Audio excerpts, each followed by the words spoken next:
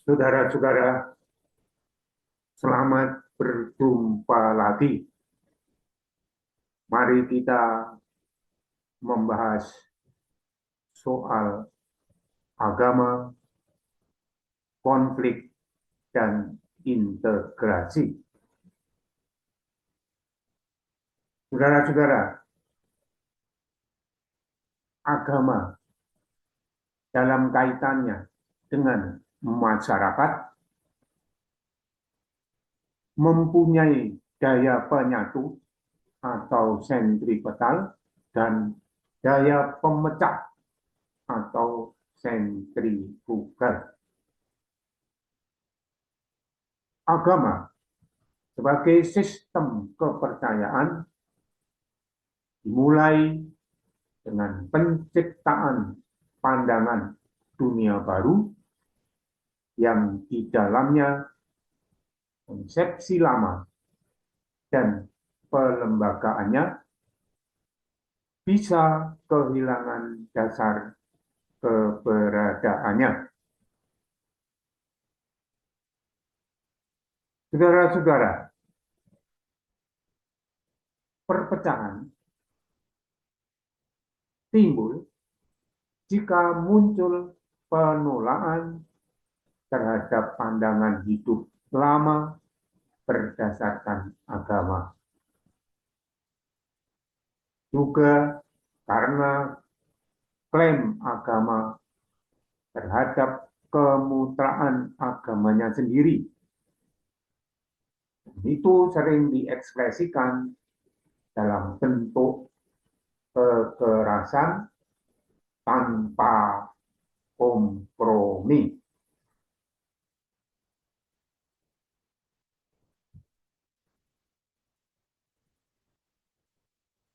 Di dalam kajian ilmu sosial, daya pemecah ini disebut atau sering dinamai dengan akronim SARA, suku, agama, ras, dan antar golongan. Demi kajian ilmiah dan kepentingan masa depan, sebaiknya tidak perlu dikaitkan dengan SARA. Sebab kajian ilmiah akan mengalami kesulitan dalam menghadapi pemeluk kuat terhadap agamanya.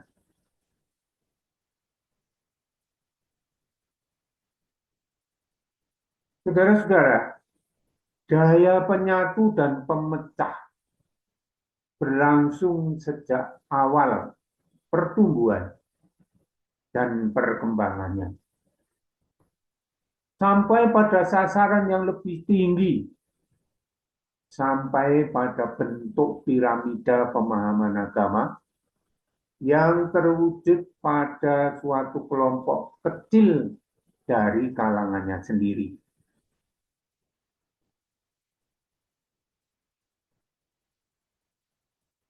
Pada tingkat perkembangan itu, perpecahan tidak terjadi antar agama, tetapi intra-agama. Agama menciptakan kelompok berkembang hingga menemukan bentuk otentik pengenalan diri dengan tegas, hingga lahirlah ideologi kelompok. Dengan pengembangannya, bila mendapat kemenangan,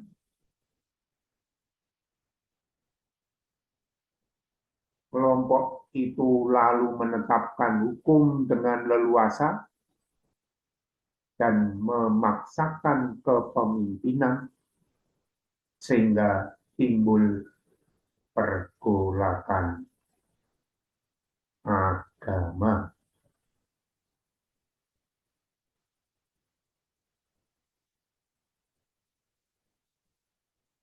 aliran-aliran atau mazhab-mazhab dalam agama itu merupakan usaha rasionalisasi dan sistematisasi yang berpusat pada tokoh sentral, sehingga melahirkan teori dan praktek peribadatan, pengkultusan atau pemujaan tokoh mazhab atau aliran menjadi seringkali lebih mendapat perhatian pemeluknya daripada pendiri agama atau Tuhannya. Dengan demikian, simbol lebih penting daripada fungsi. Solidaritas lebih utama daripada pemahaman.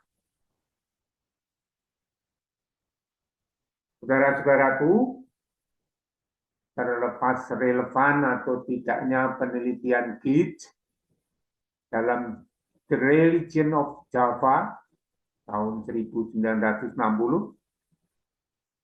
masyarakat Jawa terpilah menjadi 3, yaitu abangan, santri, dan priayi, yang itu merupakan cerminan strukturalisasi masyarakat Jawa.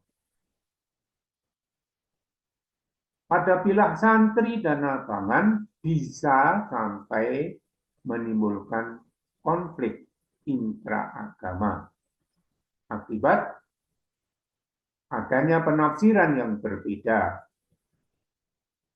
Juga ditunjang stratifikasi sosial, ideologi, dan mobilitas status.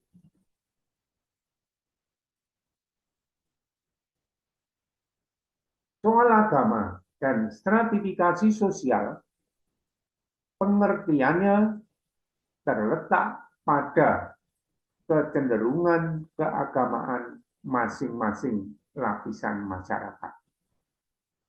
Misalnya, dalam menentukan arah, ada yang menuju ke keselamatan, ada yang menuju ke etika rasional, ada pula yang menuju ke etika pembalasan. Konflik yang terjadi biasanya dibawa ke tingkat ekonomi atau politik.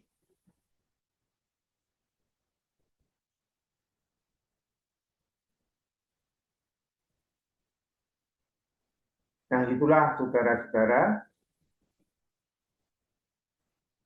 sedikit penjelasan mengenai latar belakang terjadinya konflik agama, baik antar agama atau intraagama. Dan juga penjelasan sedikit tentang fungsi agama yang menyatukan, tetapi juga memiliki sisi lain, fungsi pemecah. Oleh karena itu, saudara-saudaraku, maka perlulah menguatkan integrasi sosial. Jadi fungsi agama digunakan untuk mencapai kerukunan hidup beragama secara bersama-sama. Agama dan integrasi sosial terwujud di dalam ajaran, yaitu tidak dibenarkan memaksakan keyakinan dan kepercayaan kepada orang lain yang berbeda keyakinannya. Tapi kita tekankan agama dan integrasi sosial terwujud dalam ajaran, yaitu tidak dibenarkan memaksakan keyakinan dan kepercayaan kepada orang lain yang berbeda keyakinannya.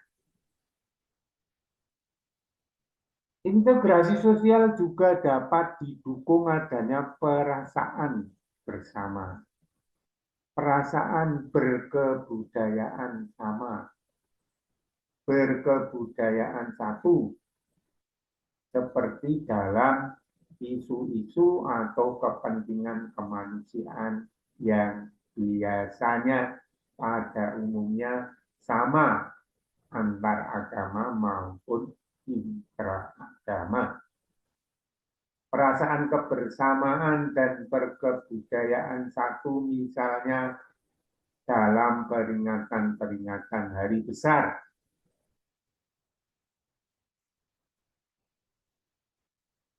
Demikianlah saudara-saudaraku, keberadaan agama tetap harus dilihat peranan positifnya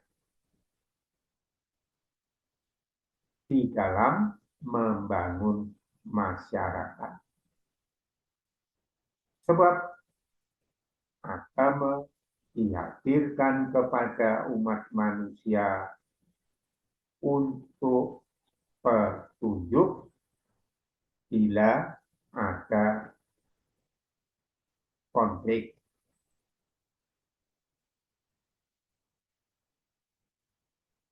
Konflik yang terjadi, marilah kita jadikan berkah atau rahmat untuk saling menghormati, saling menghargai, saling melengkapi, saling belajar satu terhadap yang lain. Konflik itu bisa membawa kemajuan, pembaruan apabila dikelola dengan baik dan benar dan dilandasi saling mengasihi satu dan yang lain. Demikianlah saudara-saudaraku sedikit pembahasan tentang agama yang menyatukan dan yang bisa menimbulkan konflik, tetapi yang dapat kita kelola dengan sebaik-baiknya sehingga agama tetap berperan positif membangun integrasi sosial, membangun kerukunan antar umat beragama. Demikian semoga Tuhan memberkati kita semua.